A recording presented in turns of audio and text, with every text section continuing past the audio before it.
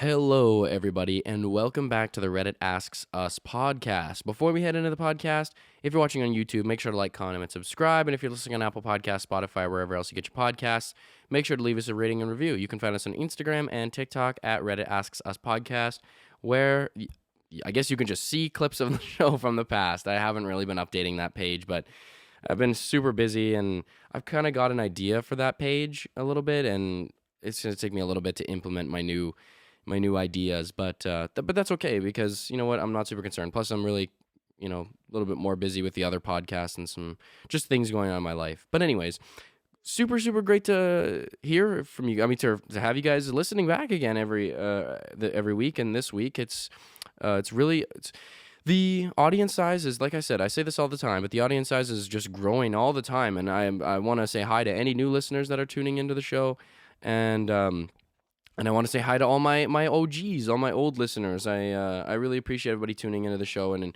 enjoying it. I think I like the new format of the show, the more solo ones where I just get to read back and forth the comments, and I personally find that to be really fun. Excuse me, but yeah, it's so awesome to have you guys back in, my beautiful people. So we have today. I was thinking about doing a Christmas themed episode today, just because. Just the way the timing worked out. We have episode 72. What do you want for Christmas?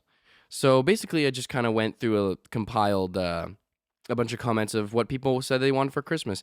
I do have to admit, though, if you would have went to this subreddit and looked at the comments, man, I would have hoped that people would be a little bit more jolly around this time of year, but the comments were actually a little depressing. I mean, I didn't really include any of the depressing ones. Maybe a couple of ones, but no, I wouldn't say they're depressing. But there's a couple of comments under that Reddit post where I was like, seriously, guys? Like, come on, let's, what do you actually want? You know what I mean? Like, instead of, sulking. And actually, like, what do you legitimately could use for Christmas? And I get it, some people could use all different types of stuff, but at the same time, it's like, yeah, let's bring the energy up instead of bringing the energy down. It kind of looked like there were a couple comments where it seemed like people were fishing for sympathy, and I don't like that. I'm really not a fan of that. So anyways, we have our first comment comes in here from Stereotypical Tattoo. All I want for Christmas is my kids to bring all of their dishes they have in their rooms into the kitchen just once without asking. I mean, at least for coming from a young person or a teenager, like, I'm totally guilty of this. I just think that, yeah, like, if you're gonna do that, you got to make sure you get the dishes out before things get nasty, because it's just like, at that point, there's a point of no return, and it's just really gross. It's really gross, and nobody wants that, and it doesn't create good habits for yourself either. I feel like there was a period of time where I was doing that. In high school, I don't do it as much anymore, but when I was in high school, when I was, doing my high school things, I'd leave dishes in my room and stuff. And then I kind of started to realize as I got older that that's just like, you don't want that to become a habit. You really don't. That's one of the worst kind of habits to have, especially like in eating in bed too is another habit that you just don't really want to have. It's just nasty. It's kind of unsanitary, and at least eating in bed is unsanitary, but keeping the dishes out is definitely unsanitary and really gross. So yeah, I would really hope that your kids, I mean, they are teenagers, so give them a little bit of leeway, but at the same time, like, encourage them to take those dishes out, because though that is some of the nastiest habits you can have. And whenever they find a significant other, if that's the way that they live their life, and they have a significant other or are looking for one, that is not an appealing trait to have. So, but again, I feel like everybody to a certain extent is guilty of that. If you're like super clean, there's something's wrong. If you're like a meticulously clean person, either you have OCD related to cleaning, or you're a psychopath in some way. Everyone's a little dirty. You got to leave stuff around. If not, it's weird. So we have another comment from user Resident Evil Nerd. A tiny RC Mario Kart. I don't ask for much. Just give me my little Mario Kart and I'll be happy as a kid getting their first puppy. But no, really, I was at the toy store the other day buying a new chess game, and I happened to see the miniature Mario Kart. It's too cute, man. I need that cuteness. Man, give the people what they want. You know what I mean? I don't like this, and there's another comment that I'm going to talk about this with as well. But I don't like this attitude that if you want something like an Mario Kart or something like that, that it's a childish gift. I mean, maybe there are certain types of childish gifts, but at the end of the day, it's as long as what you're into isn't harming anybody and you're not being disrespectful to anybody, you're not invading anybody's, privacy or you know, or being detrimental to other people, as long as your habit doesn't involve, or your habit or your hobbies or interests don't involve being rude or disrespectful to other people, then by all means, I don't really see what's wrong with that. Some people might just be like, some people might say, "Oh, you want a tiny RC Mario Kart? Like, why would you want that? You're an adult." It's like, who cares, man? If the guy wants an RC Mario Kart, let him have the RC Mario Kart. It doesn't matter. It's his life, and I really do hope he gets his RC Mario Kart, because honest, that seems like fun. And also, sometimes the small gifts, like like that little RC Mario Kart, I can't like exactly say how much it costs, but I'm guessing it's probably like $40 to $50. But so those gifts are meaningful to the people who receive them, right? It's like, you might, if somebody says, "Oh, I want this RC Mario Kart," you might just be like, "Wait, what? Like, why would you want that?" And then you might not get it for them, and then you might get them something else. But if you really want to make that person genuinely happy, and if you really want to make that person feel appreciative of the gift that you got them, you'd get them the RC Mario Kart, because that's what they really want. And where's the harm in that? I don't see the harm. I really don't. So, and this next one fits right in. So, and this one kind of hit a little bit more home with me. So the next one comes from user thinad 9279. Lego, lots and lots of Lego. And yeah, so I was having a conversation about this with my dad yesterday about how Lego doesn't, I like, at least personally for me, I really don't feel that Lego has any age gap. Like it says on the little box, 1 to 99 or whatever. I don't know if I'd let my 1-year-old play with Lego, because maybe it's 5 to 99. I can't remember, because I don't want them swallowing the pieces. But also, yeah, I don't know. Lego's just, I honestly feel like Lego can be something to do that helps you decompress. Building a Lego set, and it's just a little construction thing. Like, I don't understand what makes it so childlike. Yeah, sure, kids do it. Kids play with Lego, but that doesn't mean only kids.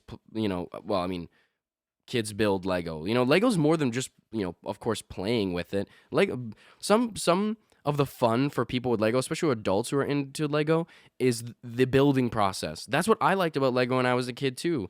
I did play with my Legos, but when I would build a set, I wouldn't really play with that Lego set after, because I just displayed it. I would have a shelf, and I would just put it on the shelf, because the more that you would like play with something like that, the more you're going to be prone to like dropping it and smashing it all over the floor. And anybody who knows this knows that if you have a built Lego set and then it falls or crashes or breaks or something, trying to rebuild that is, you just have to start from scratch, because it's almost impossible to just start in the middle, because pieces broke off that were parts of other parts in the book. I mean, if you're good at like memorizing like what pieces went where, then by all means. But no, yeah, playing, quote unquote, playing with a Lego set is not even really that practical of a thing to do.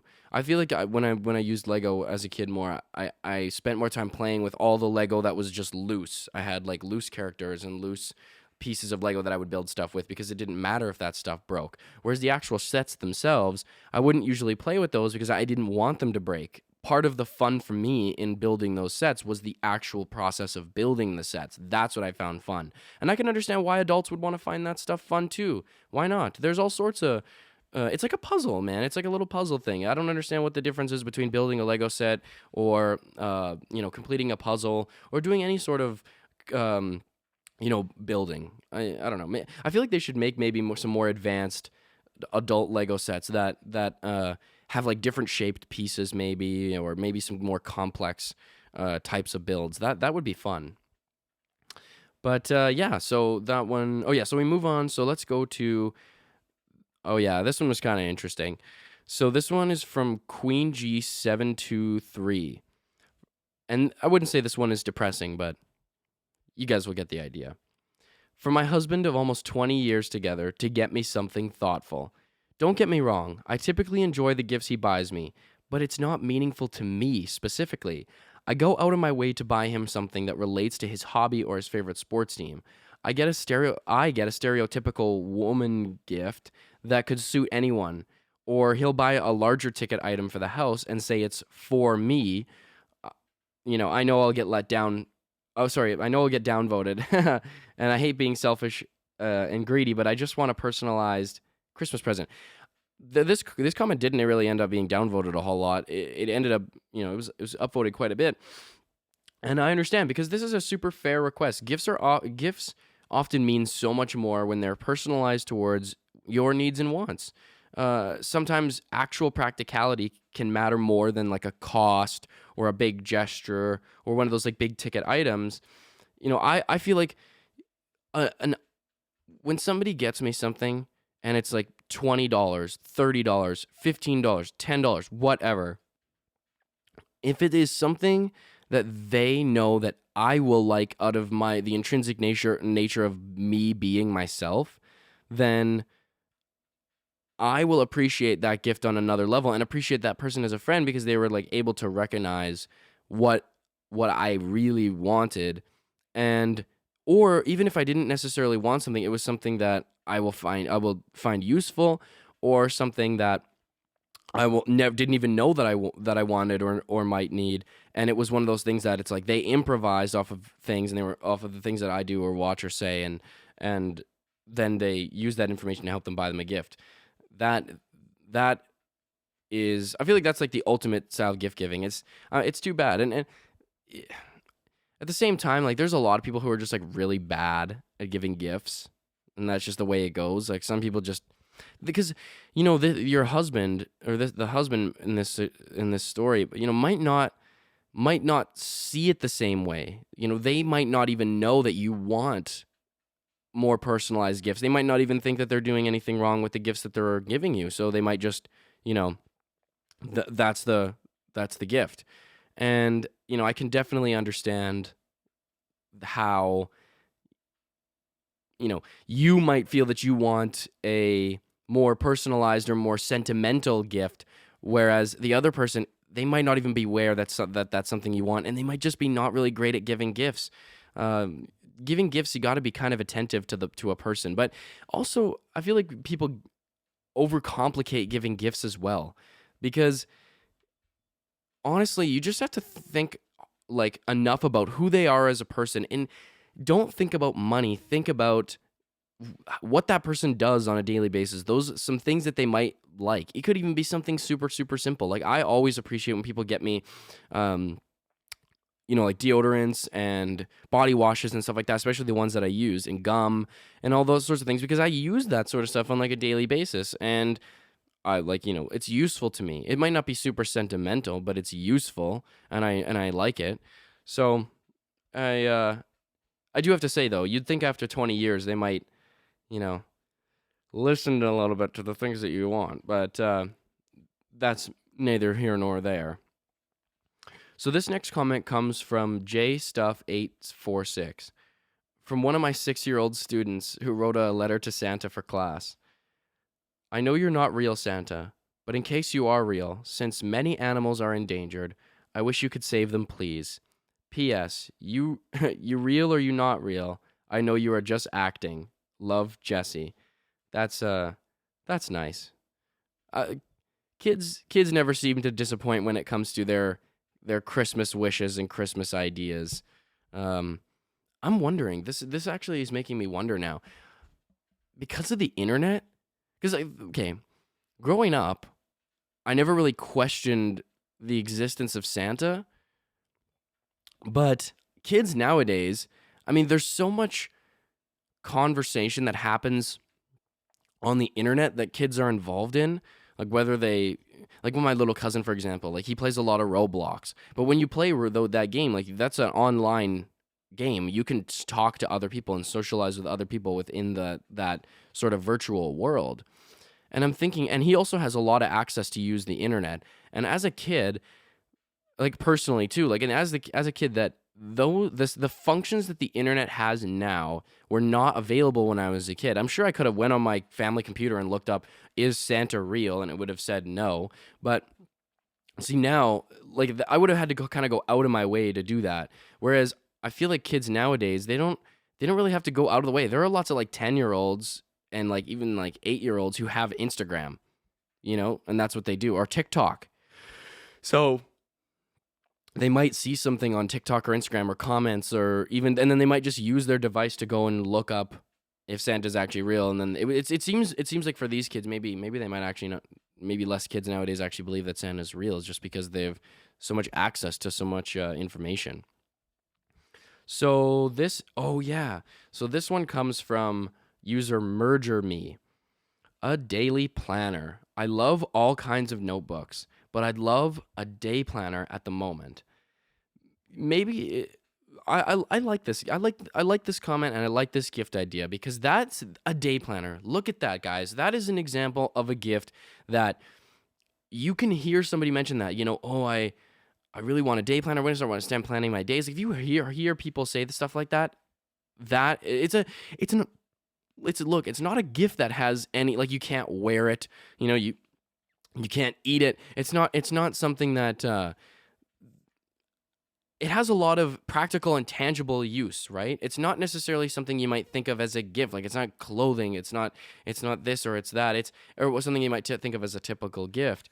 It's just something as simple as a day planner. And if that's what somebody wants, and that's legitimately what they want for Christmas, then that's a great gift. I honestly think that's a great gift. Even if you just got them like somebody just got this person a day planner, that is a great gift, because you can tell that person wants it and would appreciate that in their lives, right? It's more than just about you giving them that gift. It's them recognizing that you understand what they want, and it does, even a day planner does have a sort of sentimental meaning to it, because it's personal. It's not just a gift that you could just give anybody. It is a personal gift, because only that person would have wanted a day planner. But this is just me personally. Maybe I'm just not busy enough, but I could never seem to make use of a day planner. Like, I know lots of people who, I actually know a lot of people who use the calendar function on their iPhones. So, they'll consistently go into the actual calendar that they have on their phone, and will, actually, like, scroll through the days and have their whole days planned. And I'm like, oh my God, how, like, I don't know. I don't do this. I feel, I feel I feel overwhelmed. I feel like I'm not trying hard enough. Because some people are just so time oriented. Like, listen, I'm time oriented in the sense that I don't want to be late for stuff. I don't really like being late for things, especially if there's like a time where we're supposed to be there. I really am not that type of guy to be late. But I'm also not the type of guy who needs to be on time for absolutely everything, and is the type of guy who's busy enough that I need a freaking day planner. But some people just like the organization. I feel like maybe I'm just not as organized. Maybe this has to just do with my personality, but I feel like maybe it has to do with the fact that, to a certain extent, throughout a day, I like a little bit of mystery. You know what I mean? I like a little bit of, like, oh, someone calls me out of the random and says, "Yo, let's go and do this," or a little bit of what's the word I'm looking for? Like malleability or whatever. That's not really quite the right word I'm looking for, but a little bit of variation in what I want to do during the day, and a little bit spontaneity or whatever, spontaneousness, a little bit of spontaneous actions throughout my day, and I want to make time and room for that. So sometimes planning everything doesn't fit. I like to go with the flow sometimes, because if you plan everything out, then you might miss out on some things that are actually fun or cool, because you're like, oh, I have like all these things planned. But I just wanted to mention this too. I remember in elementary school, every single year, and I don't know if this is because most of the listeners, you guys are American, or from another country. But shout out to all the Canadians out there, because of course, that's where I'm from. I'm Canadian, and every single year, I don't know if this was the case in all schools across Canada, but I distinctly remember every single year in elementary school, we were given a little day planner based on the grade that we were in. So everybody in every different grade got like a different cover of day planner, and we started getting them in like grade 1. Like, and it was like it was a day planner, and they give it to you at the very first day of school at the beginning of the year, and that day planner was your day planner, and it had like of course it had all the days outlined for every single day of that year, and I remember there was times in class where we would sit down and say, "Okay, everybody, open your day planners. We're gonna say what we're gonna do this week." And uh, then I remember, like if you ever wanted to leave school or anything, you had to get your day planner signed at the like. There was like a little section at the bottom of every day planner that said notes, and like your parents could like write in a little note, "Oh, my son's gonna go out for lunch this day, signed, whatever the parent's name is." Um, but yeah, I feel like looking back on that, it's I never really questioned why we got the day planners. But looking back on it, I guess it was like their way of trying to instill a sense of life organization in the students. That's actually not a horrible idea, to be honest. If that's the idea, to sort of set a sort of get kids used to the habit of planning out a week or planning out a day, or putting in important dates or important times where you have to do things. Because yeah, I mean, let's be real.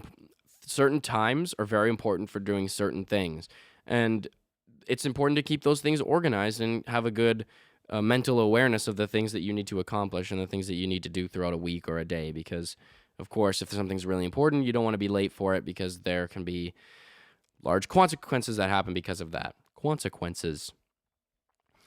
So this one comes from Green Onion Crusader. Anything, anything but kitchen stuff. Every single present my mom ever gives me is kitchen stuff. Like, I'm grateful and all. I genuinely enjoy cooking, but it's a chore. Do I give out dustpans and an ironing board for her Christmas? No, because who the fuck gives you stuff like that? And half the time, I wouldn't use it. I would seriously rather just have like a $10 gift card to a coffee shop, and I'll get more use out of it than a cake plate that has yet to be used in the year that I've had it.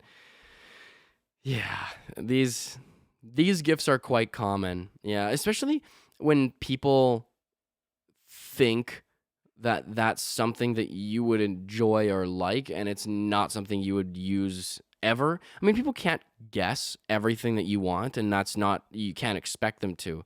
But from the looks of this, it definitely sounds like you should say, I mean, and you never want to bring this up, because, like, if your mom's been doing this for so long, and it's like, you don't really want to say, "Hey, Mom, can you actually stop giving me those gifts that you've been giving me?" Because you don't want to make them feel not validated, right? You don't want to make them feel like that their gifts were meaningless, and that, I can see that this can be a very sticky situation. But at the end of the day, no one says that you have to, it's all about how you bring it up, right? Like, you can just sit down and have a conversation with your mom and like say, "Hey, Mom,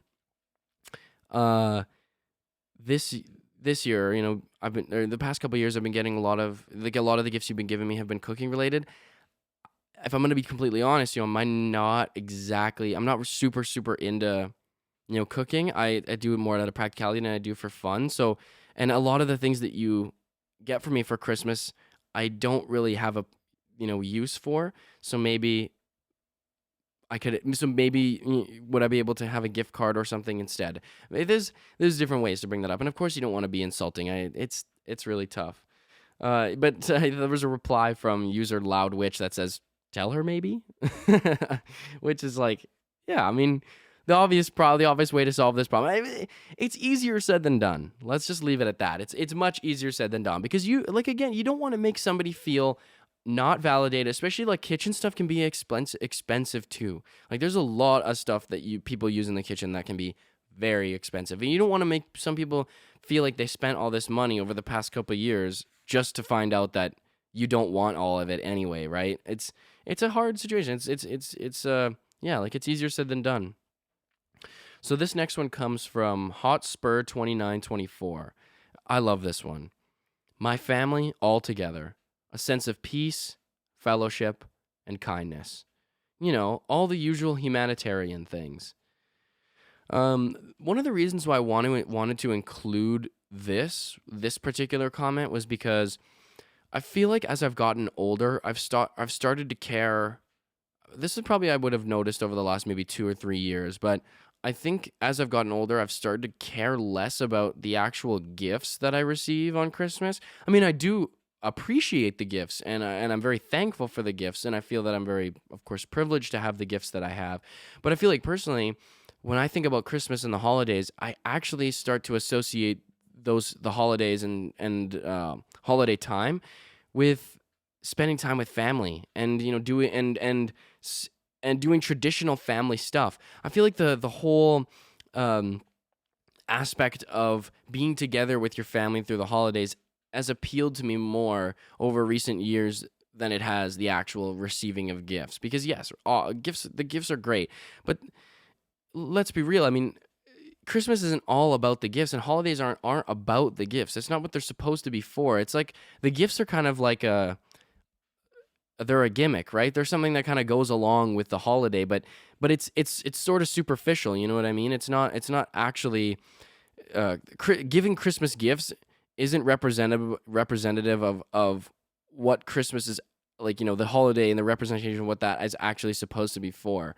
The most important thing is that, especially as you get older too, like you see your family way less. Like I probably see this is the first time I've seen my parents in months, and I mean because of COVID. But as the years go on, I'm only probably going to see my parents 2-3 times a year for a while. So, and that's the way life goes. And I think that when it comes to holidays, I definitely appreciate more spending time with my family and connecting with my grandparents, and connecting with my parents and my sister and all my other family members, because I know that time is finite. Time is, you're not, as a kid you don't care about that stuff because I feel like you just don't have the ability to think that abstractly, and there's a lot of adults who don't care about it either. But I feel like, yeah, once you do get older, I do feel a sense of caring more about the like the holiday traditions, like how, like, for example, my family, my mom makes these like just unreal cinnamon buns Christmas morning, and then like the decorating the tree, and the little things that you do during Christmas that help families to bond. I that's just me. All right, so this last one here comes from Pacoda 666. A starter kit for silversmithing. 100%. Ever since I was a kiddo, all I wanted to do was make jewelry. I stopped telling people that when I got tired of the laughs I heard in response. 2 years ago, I decided to pursue that dream, and this last year, I really started to give it my all and commit to the fact that that's my dream. That's how I want to make my living. I don't have the means to start metalsmithing, which would push my craft into the quality level I want it to be at, and it would allow me to make art that I'm actually truly proud of. So, sorry, I'll read the little ending of it. I don't have the means to start metalsmithing, which would push my craft into the quality level I want it to be at, and it would and it would allow me to make art that I'm actually proud of. This is great. Anything that has to do with pursuing your passions, your inspirations, your goals, is so important, because I think we've talked about this on this podcast before too. Like, it is so vitally important to, when you are discovering the meaning of your life, that you put at the forefront what you love about your life, right? Because no one can invalidate the fact that you like silversmithing. Nobody can invalidate that fact, because it's not relevant to anybody else. It's only relevant to you. And sometimes I think we can just get so caught up in how society categorizes us, right? Like, okay, so you get these marks in school, you do this, you do that, you're in the category of somebody who is likely to end up doing this. Like, we're conditioned through this stuff, all throughout our lives. Of course, in school, ever since you're in the smallest of grades, they make you fill out those surveys that tell you, what you're most likely to grow up to be as, and kids get it put in their head that anything outside of the norm is unrealistic, whereas it's like, it's solely not unrealistic, because those are your aspirations and your dreams, and nobody can tell you that that's wrong, and nobody can tell you that you won't be successful at that. And that's the problem with our definition of success too, is everyone has this idea that success is somehow a material thing, and it represents itself in how the level of comfortability of life that you live, whereas success is actually, I honestly would say that success is more just about being proud of what you do, being proud of the things that you spend your time doing, even if that's hobbies. If you build Lego sets all day and you can sit back and say, I'm very proud. But you're struggling to, you're just getting by. You have a job to pass the time, but what you really enjoy doing is building Lego sets. Then no one can invalidate that for you. You know what I mean? Like you should have the right to, if that is your true passion and you're happy and content in your life, building Lego sets all day and just working a job that gets you by, then I don't understand. I seriously don't see why that's a problem, because that is what's right for you, and nobody can tell you any different, because it's, like I said, it's not any of their concern. And it's kind of sad that we've gotten a little bit into this place where people feel like that is something that they should be ashamed of.